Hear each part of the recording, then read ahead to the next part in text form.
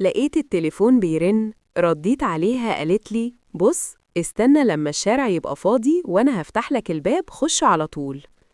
قلت لها البيت فاضي؟ قالت أيوة طبعا. عملت زي ما قالت، طلعت فوق وقفلت الباب ورايا. بصيت قدامي والله العظيم شفت ملاك، مش متخيل ازاي جوزها سايبها. فضلت متنح وانا مش مصدق، وهي قاعدة تتكلم وانا مش مركز لحد ما بدأت تخبط على وشي علشان اركز. بصيت لها وقلت انتي ام ابراهيم؟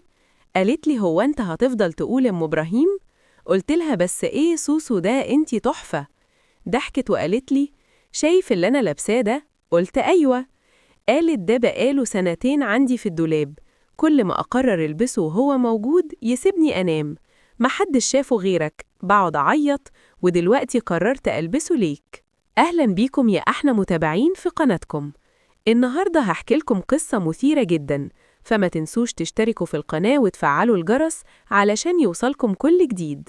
بتقول صاحبة القصة: أم إبراهيم ست محترمة ومنتقبة ودايما في حالها. جوزها متعود يسافر لفترات طويلة ويسيبها هي والعيال لوحدهم.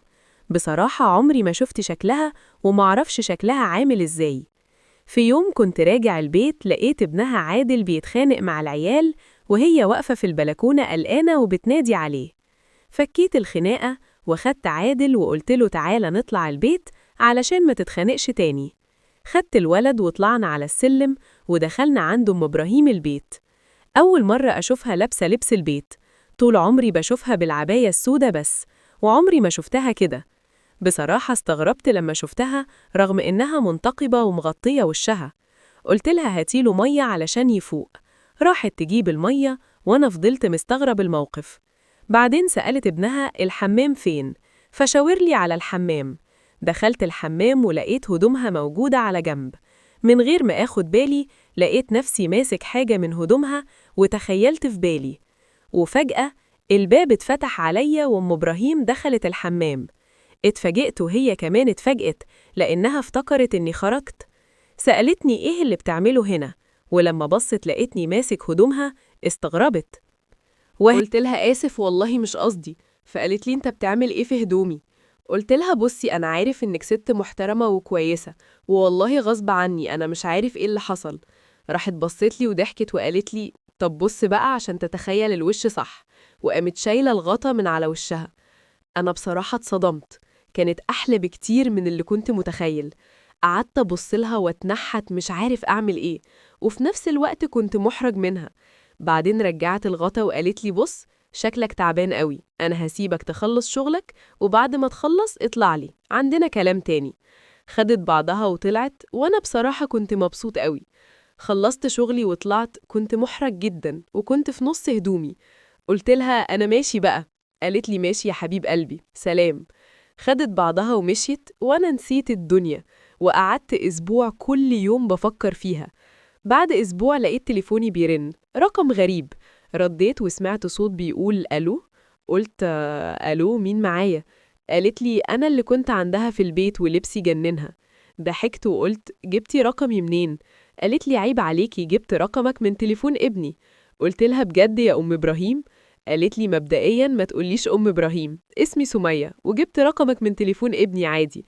قلت لها ماشي يا سوسو انتي طلعتي جامدة. ضحكت قوي وقالت لي حلوة سوسو دي أول مرة حد يدلعني. قلت لها بجد؟ قالت بصراحة قعدنا نتكلم شوية عن حياتها الشخصية. فجأة سألتني إيه اللي عاجبك فيا وإنت ما شفتش غير شكلي؟ قلت لها بصراحة كل حاجة فيكي أحلى من بعض. ضحكت وقالت لي يعني أنت كبرت وبقيت راجل وعيودك شد. أنا ما كنتش متخيلة برضو إنك كبرت كده، شايفك تمام يعني. قعدنا نكمل الكلام ونجامل في بعض، هي تشكر فيا وأنا أشكر فيها، واتكلمنا كتير قوي. بعد ما قفلنا قعدت أفكر إيه اللي خلاها تتصل بيا بعد أسبوع. أكيد افتكرتني أو اشتقت ليا. وأنا بفكر لقيت تليفوني بيرن تاني، رديت بسرعة قلت لها في حاجة؟ قالت لي بص أنا عايزة أطلب منك طلب مش هتكسف منك. أنا كنت مكسوفة بس دلوقتي بعد ما شفتك وعرفت قد إيه أنت كبرت، بصراحة في حاجات كتير نفسي فيها وهطلب منك الطلب ده. وما تزعلش مني، الفرق في السن بيني وبينك كبير، لكن عمرك ما هتحس بحاجة زي دي. يعني عمرك ما هتحس إن في كل السنين دي بيني وبينك. فبصراحة رديت عليها وقلت لها والله يا سوسو لو ما كانش عندك عيال كبار ما كنتش صدقت إنك في السن ده. فعلا دول عيالك؟ فضحكت وقالت لي بص أنا عايزة أطلب منك طلب. فقلت لها في إيه؟ قالت لي أنا عايزة كذا. فقلت يا نهار أبيض يا أم إبراهيم. قالت لي ليه أم إبراهيم تاني بقى؟ فقلت لها هو أنتي عايزة تسيبي جوزك وتتجوزيني؟ ضحكت وقالت لي رغم إنك كبير لكن أنت في نظري صغير يا واد. أسيب جوزي وأتجوزك؟ إيه؟ هو أنت عيل هتقدر تصرف عليا وعلى عيالي؟ افهم، أنا جوزي دلوقتي مش بقيت عاجبه، ما بقتش داخلة دماغه، ما بقتش على مزاجه، بقى يشوفني ويعمل نفسه مش شايفني وبيتهرب مني زي ما أنت شايف، مسافر وسايبنا، مخليني في حياته بس عشان أربيله العيال. فقلت لها ده راجل غريب بجد، هو قالك استني بس؟ قالت أنا حاولت كتير أقرب منه لكنه خلاص بقى يشوفني ست كبرت وأنا مش عاجباه. في اللحظة دي قلت لها بصي أنا عارف إنك ست محترمة والله واثق في كده، بس ممكن توضحي لي أكتر؟ قالت لي محترمة؟ هو أنت شايفني مع ده وده؟ فقلت لها يعني أنت عايزة إيه؟ قالت أيوة تجيلي البيت وتبقى جوزي. فقلت لها طيب وجوزك وعيالك؟ قالت عيالي إيه؟ دول بيروحوا المدرسة الصبح وبيفضلوا في الدروس زي ما أنت شايف، يرجعوا بالليل، ممكن تيجي الصبح وإحنا لوحدنا؟ قلت لها طيب أول ما العيال يروحوا المدرسة كلميني. قالت ماشي صحيني وإنت جاي الصبح. لقيت التليفون بيرن وأنا بنام، كنت بنام على نفسي لحد ما التليفون مفضلش يبطل رن، فقمت وافتكرتك. رديت عليها قالت لي بص استنى لما الشارع يبقى فاضي وأنا هفتح لك الباب خش على طول. قلت لها البيت فاضي؟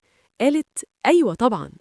عملت زي ما قالت، طلعت فوق وقفلت الباب ورايا، بصيت قدامي والله العظيم شفت ملاك، مش متخيل ازاي جوزها سايبها. فضلت متنح وانا مش مصدق وهي قاعدة تتكلم وانا مش مركز لحد ما بدأت تخبط على وشي عشان اركز. بصيت لها وقلت انتي أم إبراهيم؟ قالت لي هو انت هتفضل تقول أم إبراهيم؟ قلت لها بس ايه سوسو ده؟ انتي تحفة. أو ضحكة. ضحكت وقالت لي شايف اللي أنا لابساه ده؟ قلت أيوة. قالت ده بقاله سنتين عندي في الدولاب، كل ما قرر ألبسه وهو موجود يسيبني أنام، محدش شافه غيرك، بقعد أعيط ودلوقتي قررت ألبسه ليك. فقلت لها بصي ما تشيليش هم، أنا هعمل كل اللي نفسك فيه حبيبتي، أنا بحبك يا أم إبراهيم. بصيت لي كده وقالت لي بقولك إيه، ما تقوليش أم إبراهيم تاني، قولي يا سوسو زي ما كنت بتقولي دايما. قلت لها ماشي يا سوسو يلا.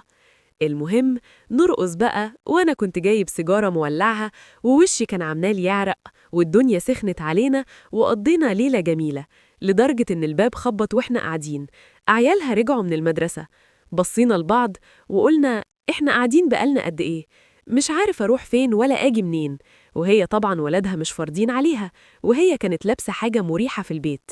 فجأة قامت بسرعة، غيرت هدومها ولبست حاجة عادية للبيت، وأنا جريت واستخبيت تحت السرير. بعد شوية الباب فتح وطلع ابنها، فقالت له فين أخوك؟ قال لها بيلعب كورة. فقالت له إيه اللي جابك بدري ليه؟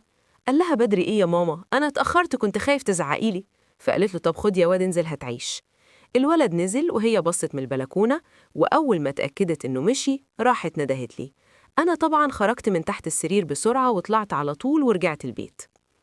الليلة دي فضلت قاعد أفكر في اللي حصل، حاسس إن عندي ثقة في نفسي لأول مرة، والأول مرة في حياتي أحس إني راجل بجد وإن مفيش مني اتنين. فضلت على الحال ده فترة طويلة والسنين عدت وأنا معاها، باخد منها فلوس، وكل مرة أروح لها أحس إنها بتتعلق بيا أكتر. كانت دايما تقولي إن جوزها ملوش لازمة وإنه خلاص مش موجود في حياتها. حاولت أصدقها، لكن بعد فترة حبيت واحدة تانية واتقدمت لها واتجوزنا. طبعا هي كانت غيرانة مش طايقة نفسها. يوم صباحيتي أمي كانت قاعدة معايا وإحنا بنضحك ونضحك، فقالت لي إيه يا واد، مش عارف إنه أم إبراهيم جالها إسعاف امبارح؟ فقلت لها أم إبراهيم مين؟ قالت لي جارتنا أم إبراهيم اللي عندها عادل وإبراهيم. قلت لها وبعدين حصل لها إيه؟ قالت لي هي تعبت امبارح والإسعاف جت خدتها بعد ما انت مشيت. وقتها فهمت إن حالتها كانت خلاص على الآخر. بصراحة 10 سنين بينا مش قليلين، بصراحة أنا كنت بحبها من قلبي، لكن خلاص يعني يا أم إبراهيم، أنتِ اتجوزتِ وخلفتِ وشُفتِ حياتِك، وأنا لسه شاب صغير، من حقي أعيش حياتي وأتجوز وأبني مستقبلي، حتى لو كنا بنحب بعض. يعني معقول أوقّف مستقبلي كله لأجلِك؟ رغم إني فعلًا ما شُفتش حد زيها، حتى لمّا اتجوزت واحدة جميلة جدًا، برضه هي كانت ليها طابع خاص. المهم في يوم كنت عند أهلي والتليفون رن، لقيتها بتقول لي لو ما جيتش زي زمان والله هقول لمراتك على كل حاجة، استنى مني كلمة على التليفون وهقولك تجيلي إمتى. رحت لها في الوقت اللي قالت عليه وعملنا اللي كنا بنعمله كل مرة. بعد كده قالت لي بص أنا متنازلة عنك لمراتك لكن لازم تجيلي برضه. قلت لها خلاص مش هينفع دلوقتي، مش قادر آجي. قالت لي هو لما لقيت واحدة تانية خلاص مش عايزني بقى. قُلت لها: "يا ستي أنا باحبِّك، بس خلاص مش هينفع نفضل نعيش في الحرام." فبصراحة اليوم ده خلّاني أفكّر، أنا عايز أوقّف الغلط ده، بس مش عارف أعمل إيه.